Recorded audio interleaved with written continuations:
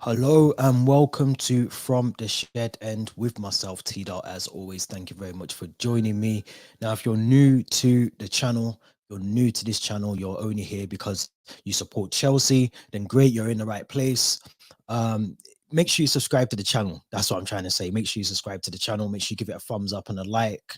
Let me know your thoughts in the comments as well. There's a couple of things that we want to try and address on this channel today, which I'm going to try and do. But yeah, let's get this algorithm thing going. Let's get as many likes as possible on this video.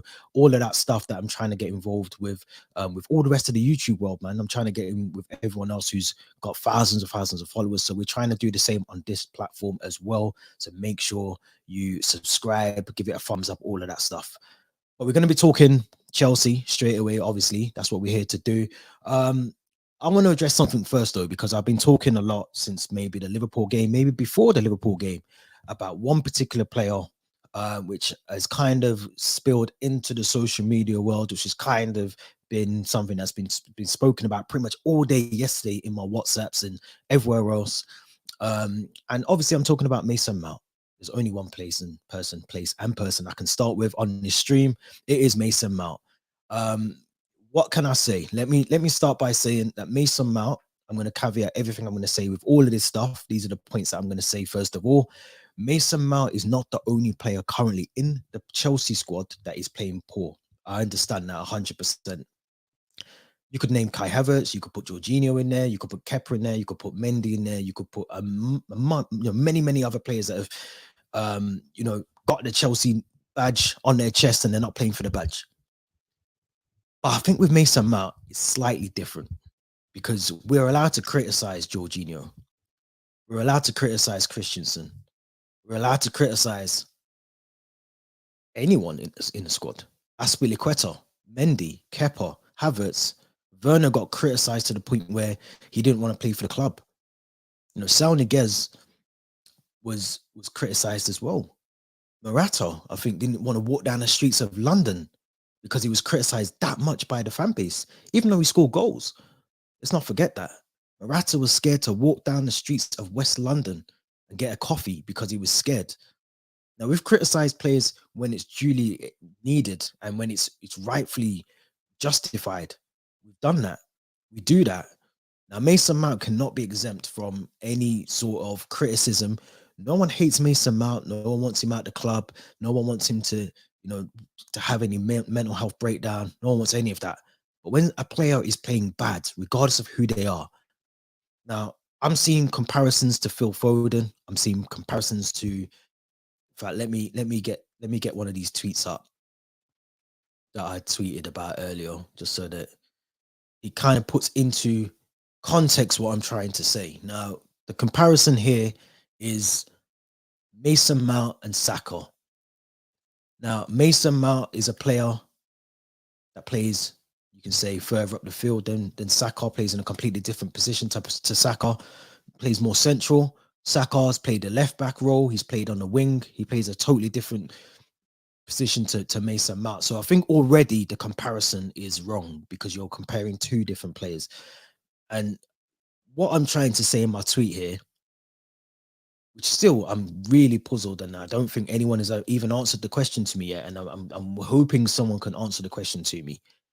What does Mason Mount bring to the game currently? We're not talking back to back player of the season Mason Mount, because under that structure, the system, it worked. Now, Mason Mount has not been playing well for a long period of time. I can also add Kai Havertz into that conversation. I could potentially add Jorginho into that conversation. Kovacic has not been the same player since he went to the World Cup and came back. So this is not just criticism to Mason Mount, but we have to call out Mason Mount just as much as we have to call out anyone that isn't from Cobham. And I think the problem we have as a fan base is we don't want to call out Mason Mount because he's from Cobham, because he's an English player. I think that's the truth.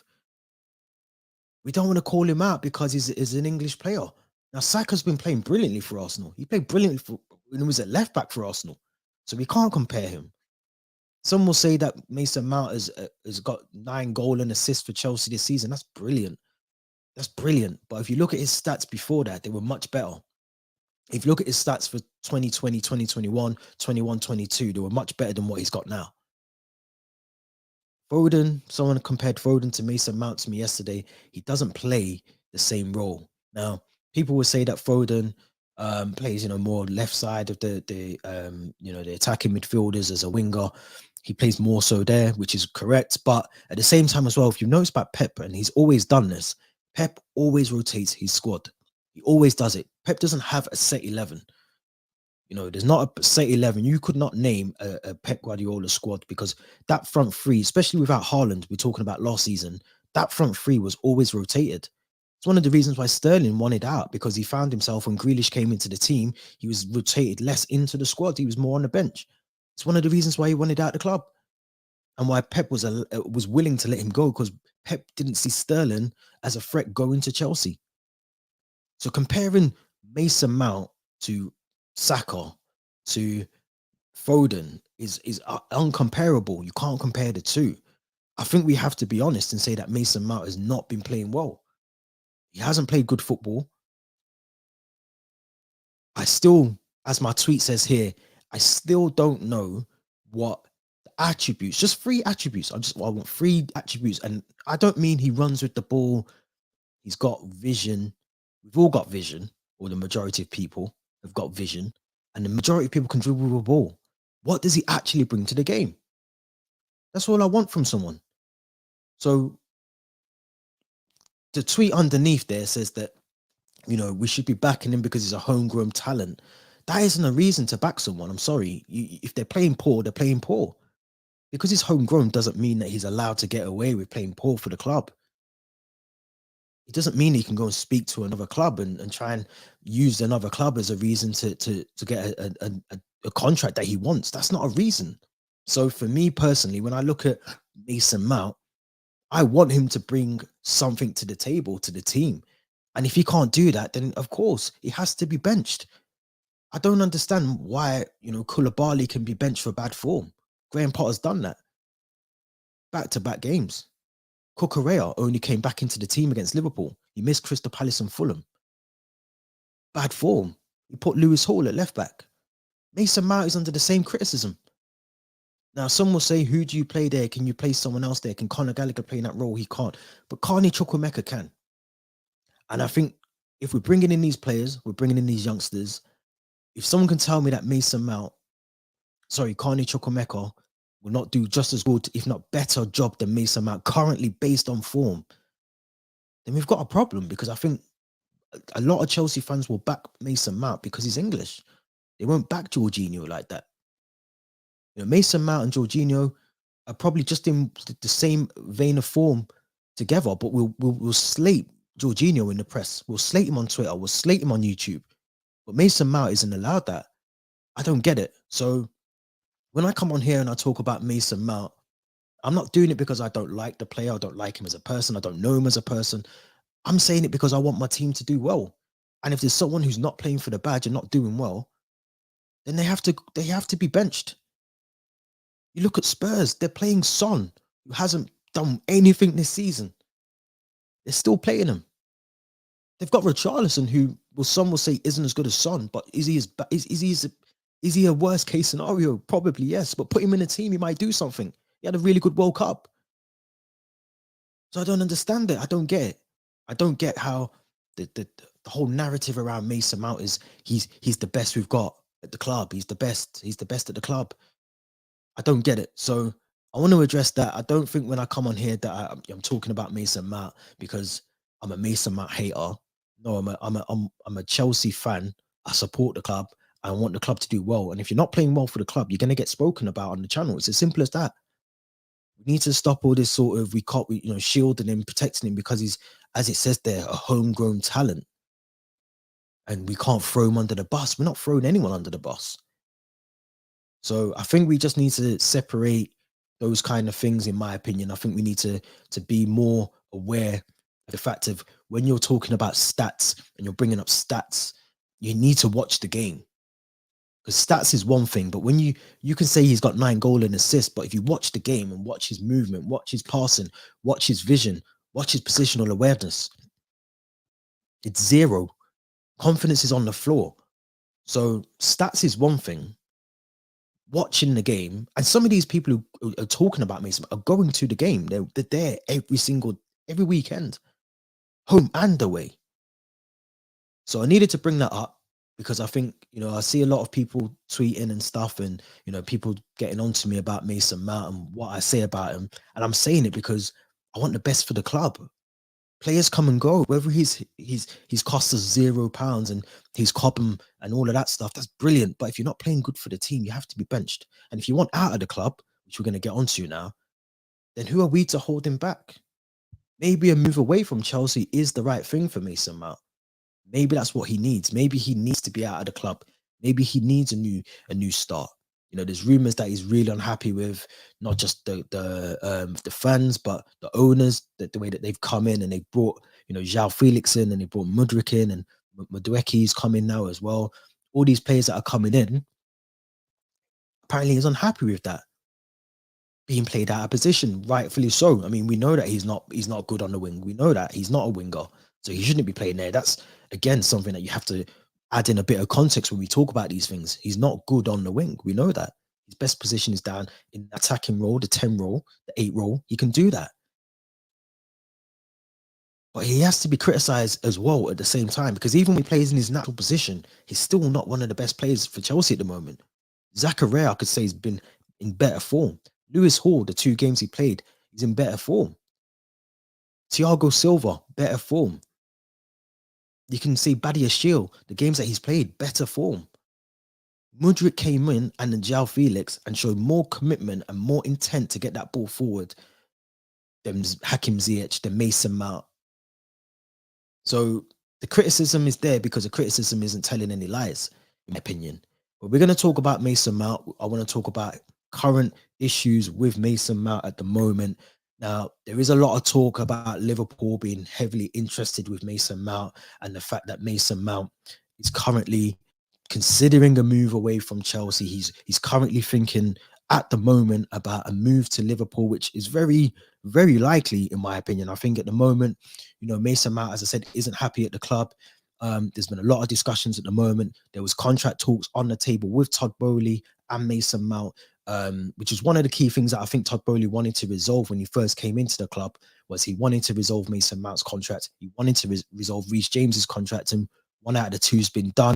But Mason Mount currently, I think, obviously wants to double his wages, which is understandable. He looks around, he sees Koulibaly on X amount, and he sees, Reece James on a new deal.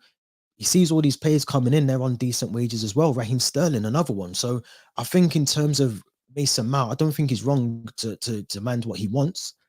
It's just whether the club are willing to give it him. Have the club thought, well, if you want this amount of money, we don't want to give it to you. We know a player out there that we want and we can give it to them. Then of course the money might go to them instead. So I think for me personally, this news, as it says here on the Anfield edition, there's every chance that Mason Mount will leave Chelsea in the summer if his contract situation is not resolved.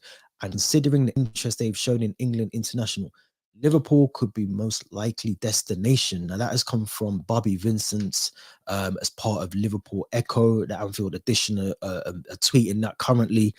I'll be honest, I think Mason Mount would suit Liverpool's system. I think he would suit their system to a T. Would I want to see him go to a rival? Not at all. Because I think if he put his mind in motion and actually played as well as we know he can, then he's got a role to play at Chelsea. Now, does he fit into Graham Potter's system? Possibly not, but there's still a role to play at Chelsea. I think he's got, he can adapt a role. You see players, I just told you, Saka was playing left back. He's now playing right wing, and he's scoring goals for fun. He's putting balls in the box for fun for Arsenal. So I think there's a role for Mason Mount to play at Chelsea. I think the problem is he's using Liverpool potentially as, many players do these days. They use another club as leverage to get the deal that they want, to get the new contract that they want. But there's been rumors that, Mason Mount wants out. And if he wants out, then I think, as we said about Rudiger, as you said about Christensen, as you said about previous players, if they don't want to be at the club, regardless of who they are, regardless of Cobham's finest and all that stuff, then they have to go. They want to go, they go. There's no one's bigger than the club, regardless of who they are. So I think Liverpool would suit him really well. I think, he would fit into Jurgen Klopp's system very well. I mean, it'd be scary to think of Mason Mount in that team because I think he'd flourish in there. Um, I think obviously the additions of Mudryk coming in, and Kunku's meant to be coming in the summer.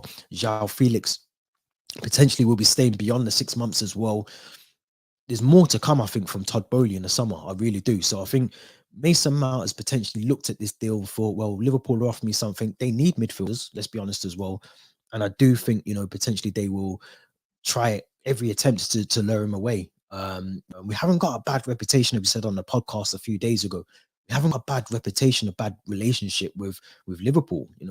Joe Cole, Yossi Benayoun, Fernando Torres, Morelos. There's been a lot of players that have gone across the two clubs as well. So I can see it happening, but I think Mason Mount at the moment just needs to get his head down, try and get the form that he had a couple of seasons ago. And if this is his last season for Chelsea, then I think he should go out on a high and go out with a bit of pride. The Eden Hazard way, go out with a bit of pride and leave on good terms with the Chelsea fan base. I think that's the only way for me personally that this ends well. Um, Moving on, because obviously we've got a bit of time to talk about some other news, and the big one now. I want to talk quickly about the contract situation because I think UEFA tweeted yesterday, or there was news come out from UEFA to say that they're going to be changing. Obviously, Chelsea, the most hated club in the world, are going to change the legislation or the ruling around contracts and how long contracts can be extended for in terms of the period of contract length. This is down to the fact that obviously Chelsea have found a loophole in the current rules and ruling of how we can sign players. You can extend it beyond how many years you want. I think the recommended contract term is 5 years, I think, currently. But if anything beyond that, then I think in terms of the rule at the moment, they have to adhere to whatever the contract extension is. So if it's 8 years, then they have to push that through as 8 years, which we've been seeing with some of the signings that have come through already. 8-year contract, I think, for Mudryk. Now, why that's so crucial is because it allows Chelsea to almost cook the books. Let's be honest, Chelsea are cooking the books, and they're allowing the financial fair play, the whole ruling around that, to look a lot more rosier than it actually is. So in a way, I'm kind of in favor of this because I think doing an 8-year deal for players is really good, as long as they develop in the way that we expect them to develop in 8 years. But if we look at some of the signings that we've had on long-term contracts in the past, it hasn't always worked. And what you don't want to do is end up with a player on an 8-year deal. It doesn't work out in say 2 or 3 years for them, and then you're stuck with them. You're stuck with them then for the duration of that contract. So I think in a way it's good that it's going to be capped, I think, at maybe 5 or 6 years. Obviously Chelsea have found a loophole, and this is exactly why we've been going out for some of these players that we've been going out for. We've been trying to get them in because maybe Todd Bowley was aware that he was going to come in. It makes perfect sense to me. Now, a big signing that I think has come up over the past week or so for Chelsea, one that we've been heavily linked with all of this window and before the window as well. And I hope we can still get this done. I mean, this is going to be the big one for me. The one that I think is more unrealistic signing that we might see. This has been reported by Ben Jacobs. Chelsea still hope Benfica soften on their Enzo Fernandez position due to offer lower than his 120 million release clause, still being significantly above his market or summer value. Now, problem with this deal with Enzo Fernandez, it would leave Benfica in a predicament because they really want to hold on to him. Obviously they've got their own ambitions for this season as well. The player was all up for coming a couple of weeks ago, and I said on Pitch Footy, if you're on YouTube, make sure you go and check out Pitch Footy, really good channel on there, James Helder, and I was on there and I said I think this deal can still happen. The player wanted the deal. Benfica were resigned to the fact they were going to lose him a couple of weeks ago. He obviously came on, I think, one of the games a couple of weeks ago, and kissed the badge and pointed to the ground to say, I'm staying at Benfica. But we've seen all these signs before. Do I have to remind you about Fabian Delph, Jack Grealish, Luis Suarez, even Mark Cucurella. I mean, these are the players that, came out and said that they were happy to stay at the club. The club is theirs. They want to fight for the club, and they're focused on the club, and all of those stuff that you have to say when you're signed to a club, even though another club's about to sign you. But I do feel like Enzo Fernandez would be the one for us. I think, we're going to struggle to get him in the summer. I think there'll be a lot more clubs circulating around him. Liverpool potentially, especially if they get their takeover. I think we'll try and get in, try and get him in the summer. So I think for me personally, Enzo Fernandez has to be the be all and end all before this window shuts. But how realistic it is to happen, I don't think so. If I had to put a percentage, I'd say 40% of me thinks that this will happen, this deal will happen. I think, it's just one of those deals that I think is the missing piece to the puzzle. I mean, you can see what we're trying to do going forward with, as I said, Muric and Cuckoo coming in, Mudweki as well, now coming in as part of that lineup as well. Santos, who we've just brought from Vasco da Gama, who's had a brilliant start over there, and I think he scored last night, brilliant goal. All these players that we're trying to bring in, young, youthful players that we're trying to build for the next couple of years or so, he would be the missing piece to the puzzle for me. However, I don't think it's going to be realistic in this window to entice him away. Now, the only way I think we do this, and again, this goes back to the financial fair play, the length of contract, which we're still able to do because the new ruling doesn't come until summer, so it does not affect any signings for January. So we are still allowed to sign players on 8, 7-year contracts if we want to. But I do think if we can get this deal done and we pay that release clause, we get the release clause done, this is a massive signing for us. Benfica aren't going to budge. Now, I heard this morning. I think we're going in with 100 million plus players now, and I said players plural. So I think if we do that, I don't think Benfica are going to budge. I think Benfica just want cash up front, the whole cash as well. So the stumbling block I think at the moment is we're trying to spread this payment over that structure, like I've just mentioned, around the extension of a longer contract for Enzo Fernandez, which means that the payment structure will be slightly different. I think Benfica just want 120 million. Give us the 120 million, activate that release clause, and we'll sort it out. I mean, personal terms, I think we're agreed before, so that won't be an issue. It's just the fee, and I think we're talking. I say we're talking, but in terms of football and Todd Bowley, we're talking like 25 million, 30 million for a player. Now, if Todd Bowley really wants him, and I think push will come to shove, and we'll see how calling each other's bluff will be come the end of this week. But if Todd Bowley really wants Enzo Fernandez, now is the time to get him, because I think in the summer he's going to be hot property. He's hot property now, but I think he'll be harder to get in the summer. I think there'll be a lot more clubs circling around him. Real Madrid potentially. I think Liverpool will be the key one for us to fight off as well. Maybe even Arsenal. You never know. So I think for me personally, we have to try and for Enzo Fernandez in this window. If we don't get him, then albeit, but I think we have to try at least to try and get him. Now, another midfielder that we have been heavily linked with, and again, as I just mentioned, who's come out recently and said that he's happy at the club, is Moises Caicedo. Now, I like Caicedo. I think he's a player that we would definitely benefit from. We got to see that at Liverpool. We got to see it at Fulham and Palace. I think this is one of those players that would change our midfield 1000%. Again, being reported by Ben Jacobs, Moises Caicedo on his future. I am focused on Brighton. I am here. I'm playing every day. Things from the outside don't trouble me, nor does it take the focus away because I'm focused only on here.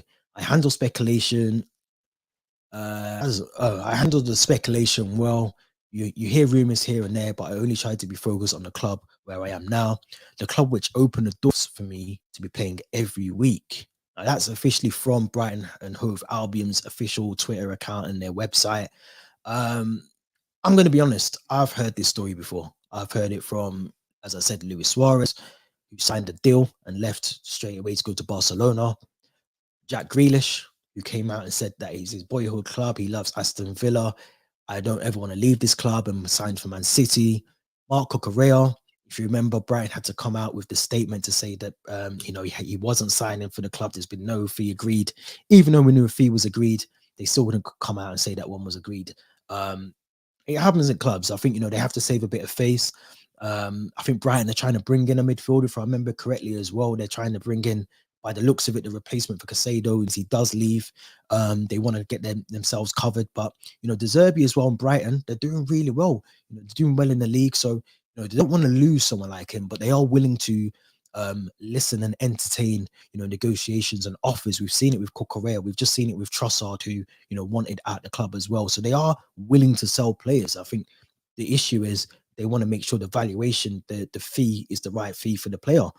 Now, again, very much like Enzo Fernandez, this is getting your bluff stuff from Todd Bowley and Brighton, and who's willing to back down first. And I think, again, we know we need a midfielder. We know we need someone, as I said, Enzo Fernandez for me is the one that is at the very top of this, and someone that I would say is the benchmark, of midfielders that we currently need. But when you look at Enzo, Moises Caicedo, again, another player that I think will do a job for us, young player, solid in midfield, someone that we need that is going to be consistently in that team.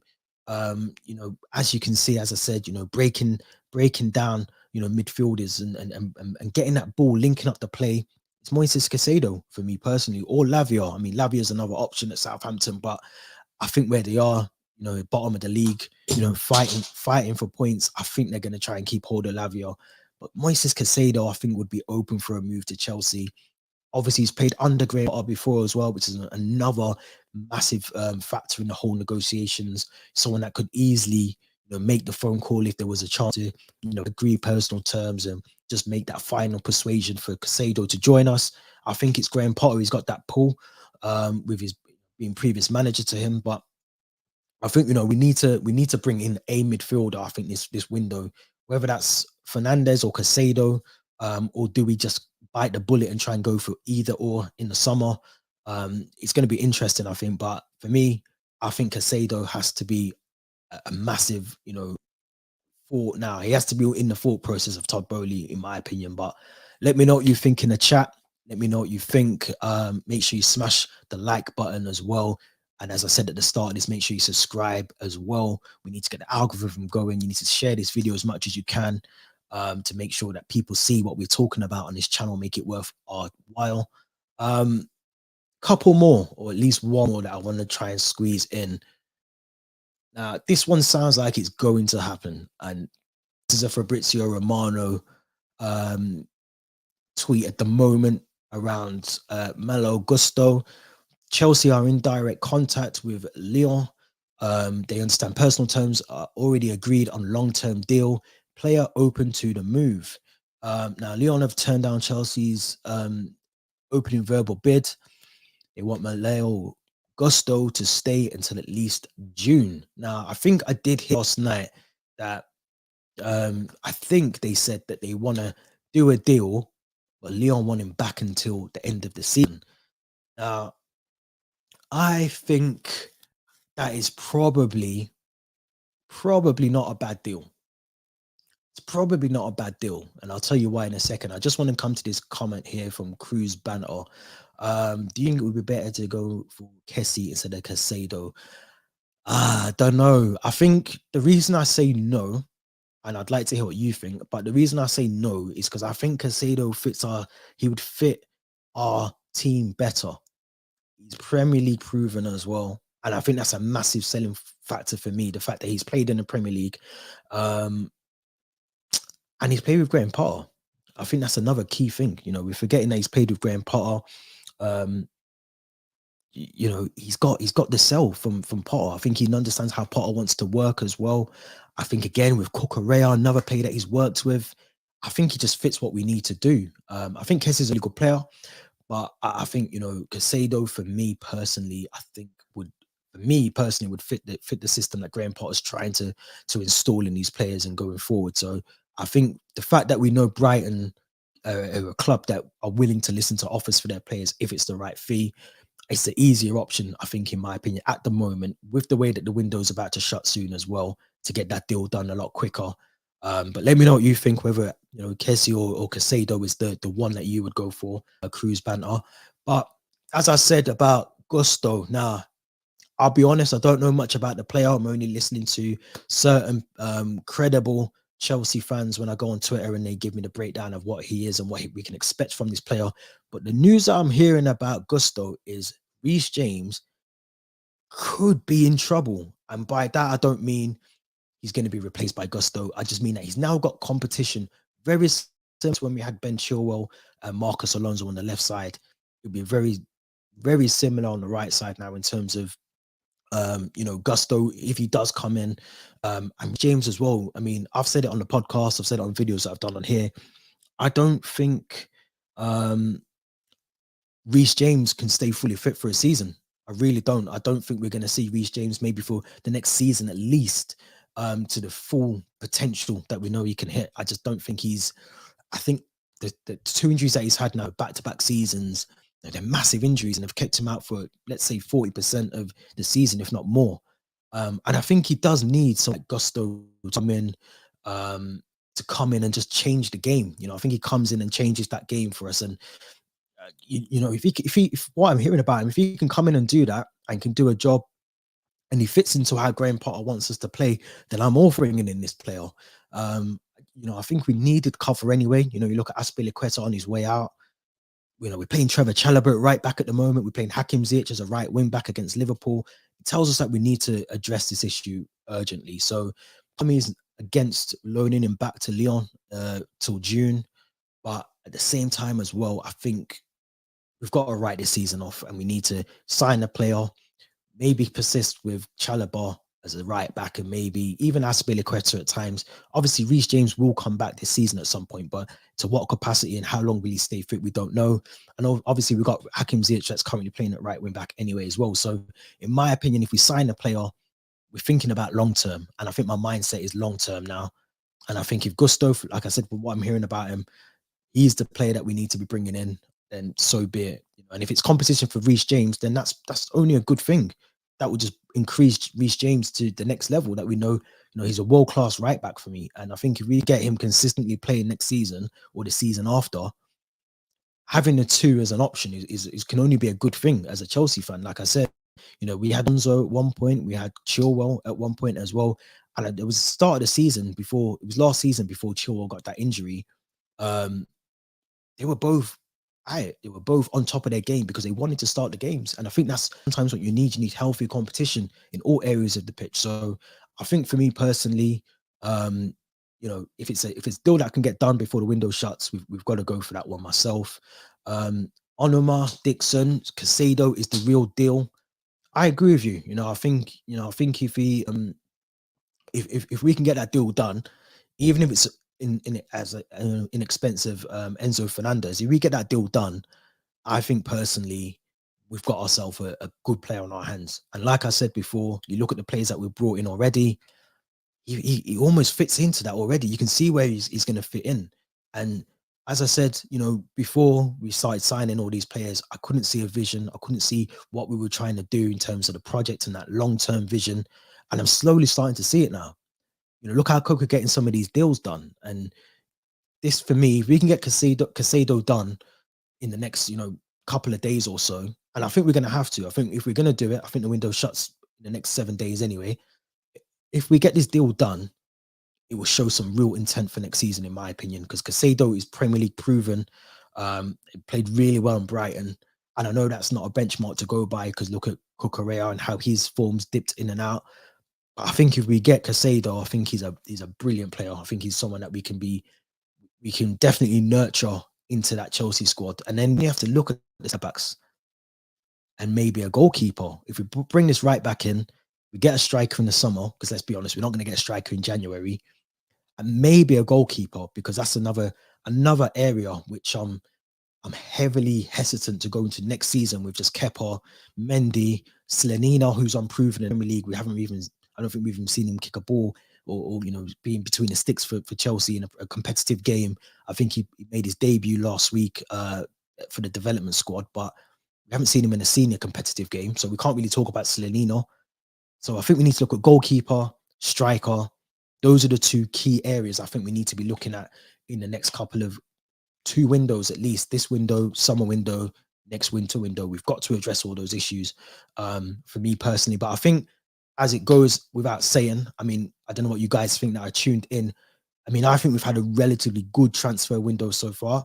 I think now, for me, especially in the summer, it's who goes out of the club, who is up for being bought, who's in the shop window. And I think if we're honest, I think when we look at some of the players, I mean, Jorginho looks like he's on his way out. He doesn't want to talk about new contracts, and I think he's looking for a move back to Italy, which is understandable. Aspilicueta, I think for me has to consider his options now. I know there was talk about maybe extending his contract again, but I think if you watch Aspilicueta playing, especially if Gusto comes in, he's going to be playing maybe third fiddle to Reece James if he stays fit, and then Gusto, and then he's going to be the third choice, and maybe that might suit him. But I think he'll want to get a move that he wanted last season back to Spain. Um, People are going to hate me for this one, but I'm going to get onto him soon. But Hakim Ziyech, I think, has to go. There's a lot of talk about him potentially going to Roma this window. I think Jose Mourinho is definitely keen on trying to get him to Roma. He's obviously looked at maybe to Tammy Abraham and how it's worked there for him as well. He's worked with Hakim Ziyech previous, I think, before. So I think you're going to look at that and say, yeah, okay, this is going to be one of those where I think maybe Hakim Ziyech gets done. Maybe, I don't know. Now, I'm going to say Mason Mount. I started the video talking about Mason Mount. Now, if Mason Mount does go, and you guys let me know in the chat as well, if Mason Mount does go, is that a massive loss for us? If we lose Mason Mount, is it a massive loss? Do we really miss Mason Mount when he doesn't play? And if he does go, do we try and sell him? His contract's ending very soon. Obviously that changes the fee that we might be able to get for him. Do we sell him to a rival like Liverpool? I mean, is that even the right thing to do when you can kind of see again what Liverpool are doing, that the attackers that they brought in, Gapco, Nunes, Jota, Diaz. Imagine Mason Mount in that team once they build that midfield and they've got their attackers, Virgil van Dijk, Kanate at the back, Trent, Robertson, Allison.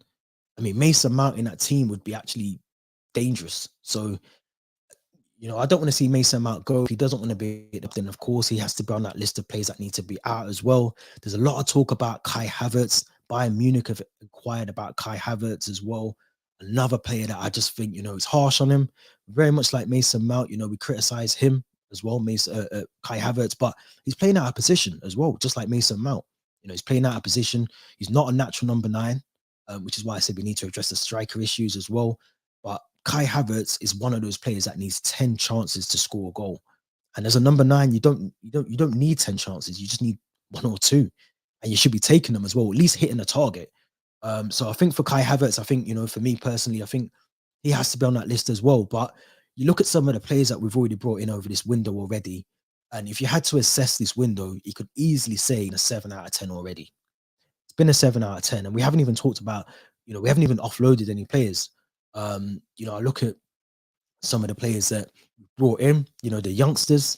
We've got Armando Broja to come back as well. We've got Reece James, Ben Chilwell to come back from injury, and N'Golo Kante. We know Mateo Kovacic is injured now. You look at Dennis Zakaria, who was playing really well before his injury. So there's loads of players that we've got coming back from injury that we still got to fit into the team. I agree with this. I agree. Aspie, Jorginho, Ruben Loftus-Cheek, I think, is one of those players that has just had so many chances to break into the team. It's unfortunate for him, and not on this scale, but I think he reminds me very much of Lewis Baker, and I think he's still at Stoke now. And Lewis Baker was the loan man. He was on he's on loaned out for here, there, and everywhere, and it just never worked for him at Chelsea. And I think Ruben Loftus-Cheek, as I said, isn't to that level, but 100%, he's had an opportunity to get into the squad. He's played well, at times, especially under Thomas Tuchel, he played really well. And even under Graham Potter, when he's been asked to play, especially out of position at right wing back, I think he played well there. But he just never cemented himself as a regular 11 player. And he's been in and out of the team due to injury. So I think Ruben, would do well going away. I thought Ruben Loftus-Cheek at Palace was good. At Fulham, played well. So I think maybe that's his level. Maybe going to there, maybe going into the Championship, for getting sold to a Championship club isn't that bad of a thing. Everton might go down, Southampton might go down. So there's clubs there that will want him as well. So Bakayoko, wow. I mean, the less said about him, the better. I'm pretty sure he was being called back from his loan at AC Milan. I'm sure he's Todd Bowley's keen to terminate his contract if he hasn't done that already. They talk about him coming back from his AC Milan loan to get his contract terminated, very much like Ross Barkley did. No hassle. Let's just cut your losses with Bakayoko. But this goes back to what I said about the 8-year contract thing. I'm happy that they're bringing in that rule in that you can't have a player on 8-year contracts, because Bakayoko has been rinsing the club for how long? So for me, he's got to go as well. He's one of many. Onoma again, so saying Kai needs to return back to his normal position of behind the top striker. With that, he cannot come back to his main self again. I agree, and I think the worry with that is you look at the players that we've brought in so far, and this is without Nkuku as well. Where does he fit in? Where does he get a game? Where does he get a game? Does he get in over João Felix? Does he get in over Mudryk? We've only seen a short spell of him. Does he get in ahead of Mudryk? I don't think he does. Even Hakim Ziyech is playing at a good level at the moment, albeit at a very low level, but still one of the higher potentials, informed players at Chelsea at the moment. So does he get in there? I don't think he does. Does he get in ahead of Mason Mount? I don't think he does. And Cuckoo, I don't think he will. So I think he's had the thing with Kai Havertz and the thing with the likes of Timo Werner, the likes of Hakim Ziyech, even Mason Mount, Conor Gallagher. All these players have been in the senior squad for a long period of time. And I understand that they've had different managers and they've had different systems to play, and they haven't really had consistency. They haven't had a fully fit squad. We've had injuries in and out for the last 2 or 3 seasons, but even individual progression, and I don't mean playing world-class football, but I just mean individual progression in a player, because you can still be individually good in a crap team. There's a lot of examples of that. But even individual progression in players is non-existent in some of them, or very little. And I think that's the problem. The problem is we're not seeing consistency from a lot of these players because they're not being allowed to play consistent football because the squad's being rotated due to injuries all the time. But even little things, I mean, there's still things you can develop in your game as a player that makes you a good player. Even in a team that is not good. Mudryk came on, and I don't know if you guys got to see the game, but Mudryk came on and he looked a breath of fresh air. He looked like a player that you can tell. I mean, there's been videos of the guy in the gym before and after the game, and you can tell that he's all about the football. All about the football, wants to win. He's a winner. He looks brilliant on the ball. He's fast. He gets the ball in the box. He takes players on. He takes shots. Everything we need. That's a player that I think will fit into our squad going forward, because it's the way that we used to play with Eden Hazard, Gianfranco Zola, Didier Drogba, Cesc Fabregas, Juan Mata. All these players were on the ball and they wanted to win games and they wanted to get the ball in the box. And they all progressed. If you look at all of those players, even Damien Duff, Ian Robben, they all progressed. All of them progressed. You could see the progression in all of them. When we signed Damien Duff and when we signed Ian Robben, I'll even go back even further. Mo Salah went away, progressed, and came back. And look at him. It was at Liverpool when he came back those couple of seasons when they won the Premier League. Kevin De Bruyne. So we've been able to pick out talent, but sometimes the talent just doesn't work, and you end up with these players that are just stagnant and they don't develop. They don't get better. And what we do is we say we need to give them a chance, or we need to put them here, and we need to do this with them. And when we do that, then we find another excuse. We talk about injuries, and we talk about you can still develop as a player. I mean, Badiashile looked 2 games looks really good. Looks a lot better than Koulibaly already, and he shouldn't. Lewis Hall, a left back, looked better than Cucurella. So you can still develop as a player, even though the team's playing bad, with poor performances, in my opinion. So I hear what you're saying about putting him in his natural position, but I think even that wouldn't solve the problem that we have, and I don't think he's going to get the games. So I might have to be on the chopping block as well. And I think Todd Bowley isn't scared to do that. He's not scared to get rid of the Christian Pulisic.